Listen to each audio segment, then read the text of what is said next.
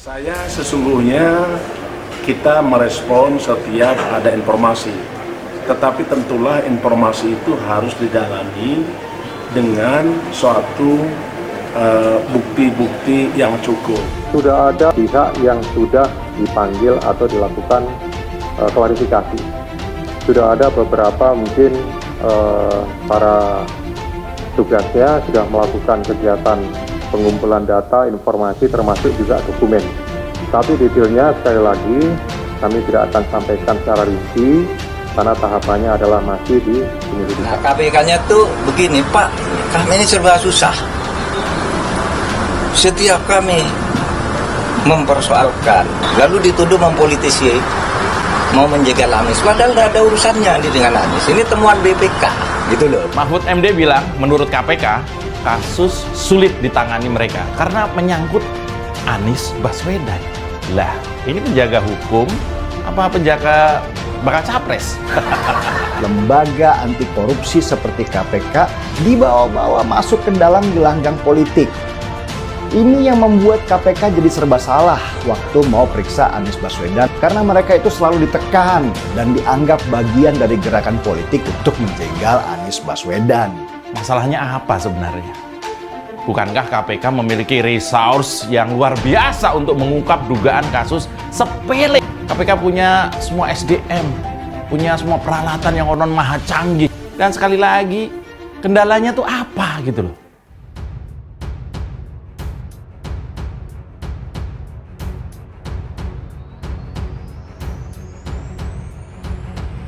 Ruhut Sitompul naik pitam. Uang 50 miliar akhirnya jadi petaka untuk Anies Baswedan. Politikus PDIP Ruhut Sitompul naik pitam saat Wakil Ketua Umum Partai Golkar Erwin Aksa dituding berbohong soal utang piutang Anies Baswedan dengan nominal sebesar 50 miliar rupiah kepada Sandiaga Uno. Ruhut menegaskan bahwa Erwin Aksa adalah keponakan kandung mantan Wakil Presiden Yusuf Kala yang membesarkan Anies Baswedan. Hal itu disampaikan Ruhut Sitompul dalam akun Twitter pribadinya pada Rabu 8 Februari 2023. Erwin Aksa berbohong, dasar kadrun PA, urat malunya sudah putus.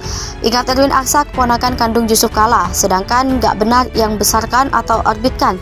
Jika mengaku sajalah kalian muka badak yang tidak ada otak merdeka, ujar Ruhut Sitompul dikutip Newsworthy. Sebelumnya, tim Capres Anies Baswedan Sudirman Said mengakui ada perjanjian antara Prabowo Subianto, Anies Baswedan, dan Sandiaga Uno saat Pilgub DKI 2017 silam.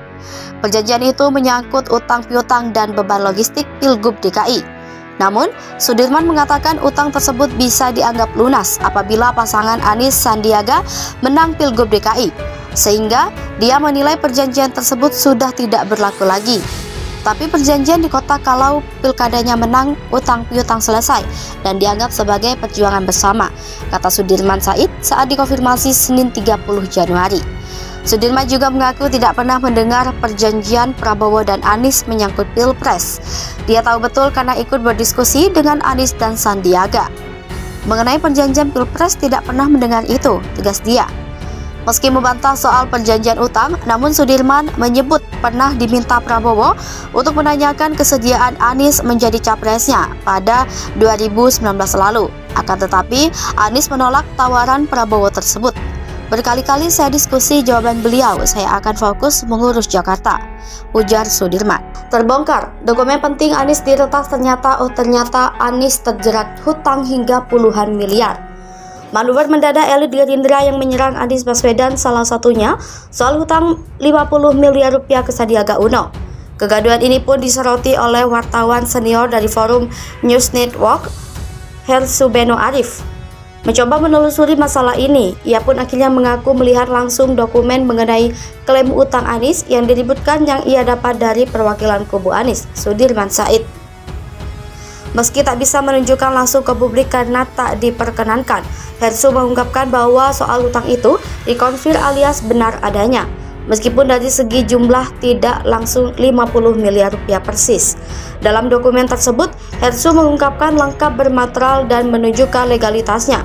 Lanjut Heru, di dokumen tersebut ada perjanjian sebesar 20 miliar rupiah tanpa jaminan mengingat untuk keperluan kampanye Anies Sandi dan dilanjutkan dengan penambahan 30 miliar rupiah. Hersu juga menyebut uang tersebut tidak mampir ke Anies karena disalurkan langsung untuk tim kampanye di 2017 lalu.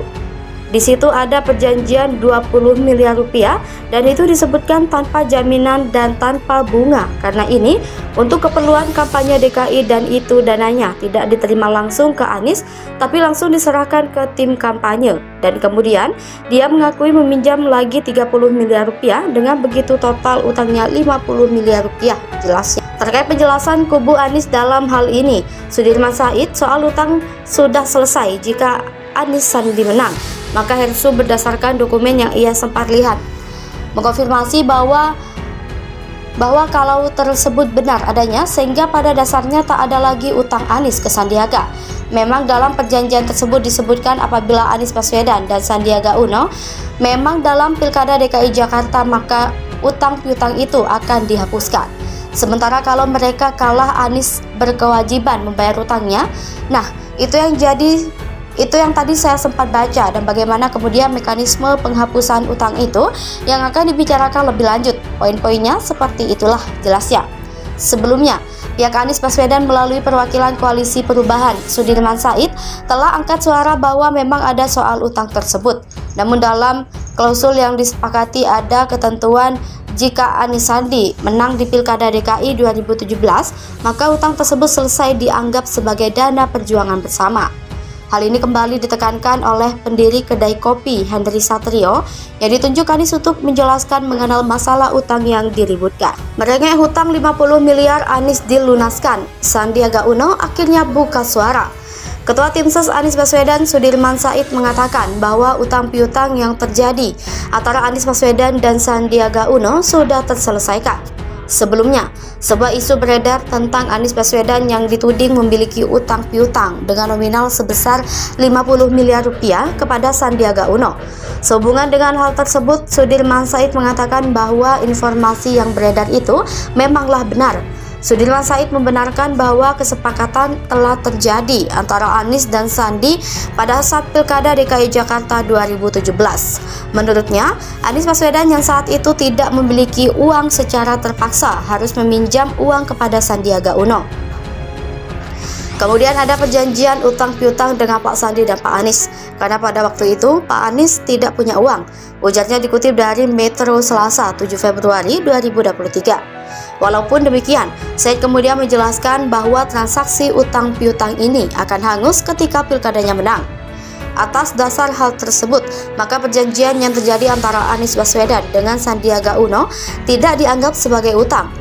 Tapi dalam perjanjiannya dikatakan bahwa kalau pilkada menang, utang piutang selesai, jadi itu dianggap bukan sebagai utang, lanjut dia. Jadi, masalah utang 50 miliar rupiah yang menyeret nama Anies Baswedan sebenarnya sudah selesai sejak dimenangkannya Pilkada DKI Jakarta.